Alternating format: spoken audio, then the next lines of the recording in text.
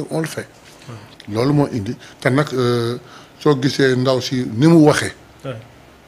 ba mu ni la confiance est là maintenant tout est clair on suppose que ni ñoom ils sont prêts à accompagner Sénégal parce que doora plus ni rek ils attendent maintenant que le Sénégal se décide. léegi nag Sénégal décidé nañ loolu lay décidé incha allah. absolument doyen loolu sa gis-gis ci loolu. waaw mais xam nga ñii dañu nekk seen logique. tu ne peux pas trouver un programme avec des anomalies nga bëgg ko continuer bu ñu ko continuer woon il serait incohérent. ah bon ah oui. tu peux pas dire que le programme y a des anomalies am na lu ci doxul am na lu ci am na lu ci baaxul am na lu ci jubul nga koy continuer bu boobaa yaag moom yaag ñoom yeneen et soo ko continuer woon un an après tu viens dire aux Sénégalais que y a des dettes cachées c'est que après bon dafa bëggoon duñ la gëm la posture bi ñu adopté c'est ça cette posture courageuse là tu viens tu trouves un magot de l'argent un programme et tu dis que non balaa may continuer programme bi il faut y a des préalables tu sais ils pouvaient continuer le programme ah. kon heure bi amaan na noonu promesse yu bëri yu ñu defoon peut-être que dinañ régler yenn yi mais xam nga dëkk fondement bi dafa war a baax ils n'ont pas préféré être dans l'alignement. dañuy ñëw ñu ne ñoom dañuy changer de démarche. c'est-à-dire que tout repose sur la transparence et c'est cette volonté de transparence là tey moo leen indil jafe-jafe yi. moo tax beaucoup de leur programme tardé. mais ça vaut la peine parce que gis nga dëgg ak lu mu métti rek nekkal ci dëgg. il faut jamais créer des raccourcis parce que tey raccourci moo ñu indil 60 ans après on est toujours au même niveau. mais ñoom ils ont préféré dire la vérité et dire que non programme bi dañ koy téye. on va pas le poursuivre parce que lii ak lii moo ci am. d'ailleurs ça a frustré les gens du FMI moo taxoon boobu ba tey ñuy jouer le chat et la souris parce que tey bu Sénégal ñëwoon rek continuer le programme kon ba tey FMI mu ngi continuer du ñu perfuser mais en contrepartie lan la ñuy soxla ci ñun. xam nga tey nous devons faire très attention avec le FMI. au moment où nous avons des mines yu commencé di ball. nous avons des hydrocarbures bi commencé. te FMI am na nooy comporté woog moom à travers les gens qui sont derrière dañuy mettre la main ci ces richesses yooyu. te bu ñëwoon Sénégal bu continuer woon ci ligne bi FMI bëggoon seen autorités yi bi FMI bëggoon Sénégal nekk bu ko suñu autorités yi nangu woon kon tey ñu ne la yokkal subvention bi fii teggil subvention bi ci ndox mi teggil subvention bi ci courant bi. commencer di la këyitloo après ça va créer benn tension sociale. Ce n'est que pour leur bien. Ouais. C'est pour que tu sois capable de pouvoir rembourser. Absolument. defuñu ko pour loo xam daf lay soxali. dan la ko daal pour que simple nga am la capacité de rembourser. ça que c'est pour s'assurer. ñun nag on a notre capacité on a notre confiance. nous pouvons le faire lii la ñu bëgg nii lañ koy doxalee lii lañ soxla. waaw. kay ànd ak mais soxla ngeen FMI quand même. bien non attendez. FMI soxla nañ ko. am un plan ak FMI day tax tous les bailleurs am confiance ci yow. c'est très important. mais ce n'est pas pour autant qu'on va accepter qu'on nous impose comme ils ont toujours fait ñoo ñuy wax yoon bu ñu jaar te di la wax yoo xam ni nekkul lu dul pour ñoom seen affaire baax mais yow du la yóbbu fenn on a subi la politique d'ajustement budgétaire dans les années 90 où est-ce que ça nous a amené départ volontaire des fonctionnaires. wàññi au électricité bi fu mu fan la mujjee ci affaire Mademba soog xaw ma tout de tas de choses. électricité bi yokk coow li jàppal fii génn où est-ce que ça nous a amené à la chute d'un président. donc loolu ngeen di bañ mu dal non ñun sax àggunu foofu xam nga nu wax. mooy ñun ñoo xam nga ñoom attendez les gars qui sont au FMI c'est pas des génies c'est des techniciens en finance. Ils sont pas plus calés que nos techniciens de finance. du suñu président du suñu premier ministre du suñu ministre de l'économie du suñu ministre des finances. ñoom ñëpp c'est des techniciens de l'économie. donc xam nañu li ñu bëgg koo ci yóbbuwoon tey effet mu remplir li gars yi def mu def ko léegi xam nañ li ñu bëgg xam nañ fi ñu jëm élaborer na un plan de redressement on a un programme pour 5 ans 2029. on a un plan pour 10 ans encore 2035. on a un plan très long pour 2050. xam na ni fa ñu jël xam na ni fu ñu bëgg. nii lañ ko bëgg doxale nii lañ ko joxale da ngeen nu bëgg jàppale ay ci on y va et vous y gagnez FMI da ci gagné. Nous allons vers le décollage. On est en train de redresser. Dans quelque temps, l'impulsion va venir soutenir le redressement. Bu redressement bi jeex impulsion bi daw. Dans cette impulsion, l'accélération va venir l'aider. En tant que impulsion bi dem di jeex accélération bi dem, on va vers le développement. Le FMI pourra se glorifier demain d'avoir dit pour une fois j'ai accompagné un pays vers l'émergence, vers le développement. C'est l'intérêt la ñoom. Absolument. Voilà. Ah mais tu sais, le Sénégal est un cas d'école. C'est-à-dire qu'aujourd'hui, si le Sénégal arrive à s'en sortir sans l'appui du FMI, ça va faire tache d'huile. Les pays africains vont se dire que mais est-ce que jaratul la ñuy ànd ak FMI? Moo tax le FMI a été à un certain moment donné très prudent. Parce que le FMI joue. Il joue.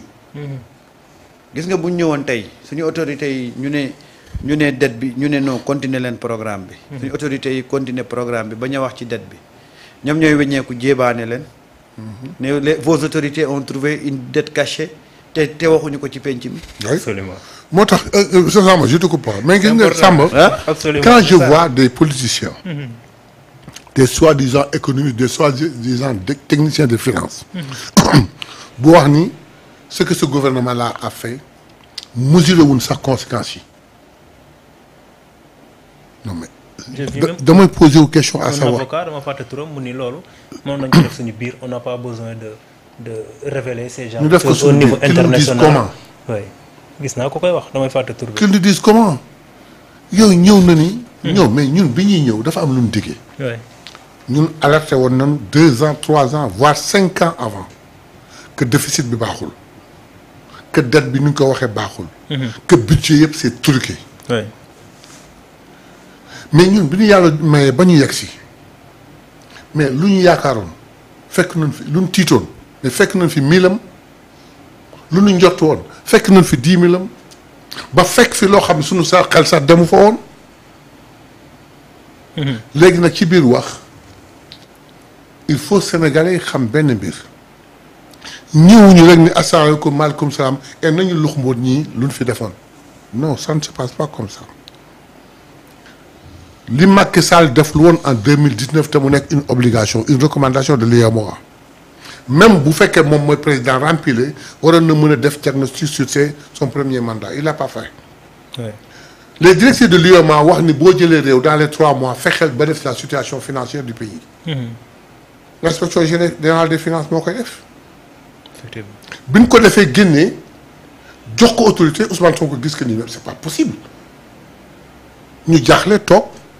le premier ministre le ministre des finances le ministre de l'économie ak tous les techniciens concernés. ñu xool ba xam ne lii lu avéré la. ñu dem seeti kilifa ga Diomaye. wax ko mun li ngeen di commencer xam nga lan la. ñun askan bi dañ ñëwoon pour wax leen dëgg. xam ngeen conséquences yi. mais allez dire la vérité au peuple. allez dire la vérité au peuple loolu la leen digal. loolu indi Ousmane Sonko génnoon ñëw def conférence. mais c'était simplement pour dire la vérité pour peuple bi xam li ñu fi fekk en attendant procédure bi kon ne lan moo doon lay non waru ko woon wax ni mu waroon def nii dafa yàkkamti dafa waroon xaar Cour des comptes wax Cour des comptes ñëw ni Ousmane li nga wax yëpp dëgg la mais nag boole woo ci lii boole woo ci lii boole woo ci lii boole woo ci lii dooleel ko ci ñu ni non rapport bi da ko commandé je commandé ñoom ñu ni dañuy defar seen contre rapport yónnee FMI en quelle qualité heureusement FMI classique sans suite ñu kon ne dem pour les mettre à l'aise on cherche un cabinet privé boo xam ni yoonu FMI nekk ci yoonu Sénégal newu ci mu ñëw xool yëpp confirmer tout et totalement maintenant on invite le FMI mu ñëw toog ñu xool bi ñu xoolee mooy 10 jours yi ñu fi def il y a 1 mois et demi 2 mois 10 jours pour lu xumboot lépp ba gis ni tout est ok li ñu waxoon yëpp am na. mais c'est une commission ay ndaw la yu ñu yónni. amuñu droit jël décision xam lu ñu am yónni nga ma xool naa gis naa ma ñëw wax si la. absolument ah oui ils ont fait 10 jours ici. waxuñu dara gën dem ah seen lamine rëy voilà le FMI n'a pas compris ñu ne parti di leen seetaan. Il y a 15 ou 20 jours, moins de 15 jours, cette même commission qui était venue ici devait rendre compte aux autorités pour ñu préparer le conseil d'administration. Ils se sont réunis génn waxuñu dara defuñu déclaration voilà lan doon wax ni ñooñu ay ndaw la woon. léegi nag ils se sont réunis le FMI s'est réuni en conseil te waxuñu dara alors que c'était une réunion informelle pour préparer le conseil d'administration. Ils sont allés au conseil d'administration. Un jour, 2 jours, 3 jours, le haut patron du conseil d'administration, sous la question d'un journaliste africain, Tokasi, Mangi félicité, c'est très important. Le FMI ne félicite pas n'importe qui. Mais mon félicitation, parce que si je développe le livre, je Mangi féliciter les autorités sénégalaises pour leur courage et leur sérieux. lépp lu ñu amoon sur les dettes am na xam la dette bi dañ ko caché woon lépp lu ñu waxoon jaar na yoon te gis nañ ko maintenant que tout est clair léegi nag suñu position par rapport au Sénégal mooy déglu Sénégal ba xam fan la jëm concernant cette affaire là ndax Sénégal day ubbi une enquête sur les situer les responsabilités léegi nag situer les responsabilités, situer les responsabilités en fonction, avec leur collaboration avec le FMI, nous allons sanctionner d'une manière ou d'une autre. Absolument. Nous avons le mot confiance. Confiance. Oui. Ousmane Sonko dans l'opposition. Dafa wax ni ku FMI félicité rek moy deng. Oui. Et le FMI nous a félicité. Donc lan mo légui nak ñooñu nee nañu yow yaa waxoon ni ko FMI félicité dégg nga te yow FMI félicité la c'est pas la même chose. foofu loolu lañ ci mën a comprendre. très bien dafa leer. maa ngi lay wax sànq ni la FMI day ñëw ni la sonn nga ok ñëw na dalal sa xel léegi nii ngay doxalee. nii ngay defal lii dindil lii toppal lii defal lii pour uniquement nga accepter pour ngeen àndandoo def un plan. Pour pouvoir permettre aux bailleurs de venir. Mais loolu mu lay wax yëpp c'est pour ces garanties pour que nga am possibilité bañ a dem faillite pour mën a fay. D'accord. mais du lu la jëmale kanam. ñun situation bi newuñu si de. ñun ñëw nañ fekk fi un plan ñu bloqué ko. ñu bëgg commencé génne ñu leen xaaral dafa am lu ñu gis lu ñu jaaxal may leen ñu ba ñu xam lan la. bu ñu xamee lan la wax ko ñoom tam affaire bi jaaxal leen ba ñu téye seen bopp ñaari at. ñii di weddi ñii di wax mu dem ba tey mbir mi leer nañ ñu ni d'accord félicitations vous avez du courage et def ngeen lépp maintenant ñun ñoom ñoo félicité pas parce que dañu wax ñu nangu ko pas parce que dañu imposer un plan ñu nangu ko mais dañu félicité parce que la franchise. loolu tax ñu félicité ba pare ni léegi yéen lay déglu ñun ñoo leen di wax ni lii la ñu décidé lii la ñu bëgg nii lañ ko bëgg defee lii lañ ci yaakaar on élabore un plan et on le fait ensemble moo gën ñee waa boor bee di wax yéen fi waxoon ko FMI tagg deng kii deng te tey FMI takk na leen di jaxase xelu askan bi c'est pourquoi je tenais à expliquer ça moomu leen nañ oui et ça je vous renvoie un peu à ce texte là nga xam ne Peter Doyle moo ko génne un économiste américain Peter Doyle muy accusé Macky Sall d'avoir falsifié ou dissimulé des dettes massives, plus de 40% du PIB. Peter Doyle moom également mu ngi accusé FMI d'avoir manqué de rigueur, de vigilance et de bon sens. C'est un économiste américain. mu ne ci analyse am Peter Doyle nee na il faut mettre fin à l'absurdité qui consiste à voir l'ancien président se pavaner sur la scène internationale en tant qu'éminence grise. Après avoir présidé à ce désastre, il devrait être considéré comme un paria. Alors, qu'on y exclut. Heureusement que c'est dit par un indépendant. Wow. Et c'est ce gars-là, moi, prétendant de devenir secrétaire général des Nations Unies. Je ne sais pas dans quel monde. Ce ne sera pas dans ce monde-là. Alors, vous savez, aujourd'hui, moi, je suis très conforté qui c'est ma position par Ousmane Sonko. Ousmane, c'est diplomatie moko tenk. Mais Ousmane connaît tout le jeu du FMI. Il sait que cette dette-là, cachée, nous entre guillemets cachée. Caché, wax ju rafet jëla de. Hein? Caché. Waaw. La dette cachée. Caché wax bi gën a rafet la. Waaw. waaw su ne une dette cachée mooy wax ji gën a rafet la. xam na neneen nu ko mën a woo. mu gis Ousmane FMI ni muy def nii. ce comportement de FMI la. oui. Ousmane dafa am lu ko tënk. oui. Il est le chef de gouvernement et il parle au nom du Sénégal. oui. Donc mais il connaît toute cette mascarade là bi ñu orchestré du début à la fin autour de cette dette là. moo tax boo ko gisee moom il est à l'écart. oui depuis loolu waxu ci. joxe na instruction yi muy joxe toog fële jàpp njàmburam. et les rares occasions yi mu génn dafa recentré waat xamle waat ne FMI mii ngeen di cëpp di ko dégg di cëppi ah. fi ngeen ko teg yàggu àggu fa. bu ngeen amee lu leen war a préoccuper mooy ces gens-là qui nous ont entraînés dans cette situation. surtout. Ousmane dans son discours il se focalise pas trop sur le FMI. parce que xam na leen. xam na ne tout ce qui s'est passé c'est avec le consentement du FMI. mais qui ne peut pas cacher des dettes à hauteur de milliards et des milliards te FMI xamu ko. tey nag xam nga lu ñuy wax.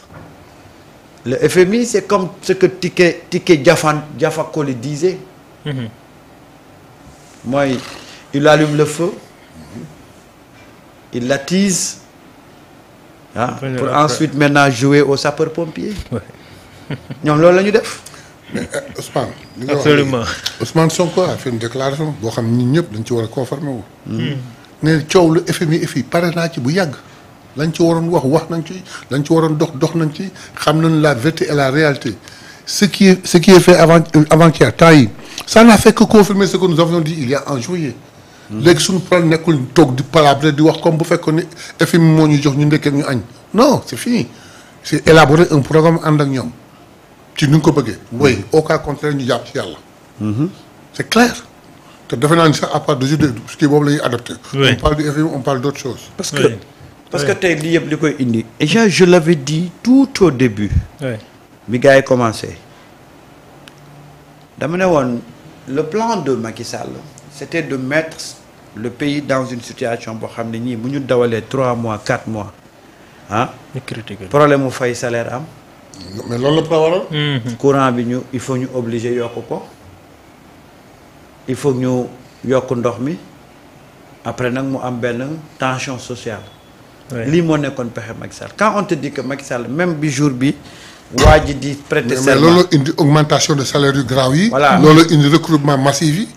parce que le seul problème mooy FMI mi waroon bu ñu continuer woon programme FMI. ci situation boobu la ñuy dugg. parce que FMI après va nous imposer à augmenter à enlever la subvention ci wàllu courant.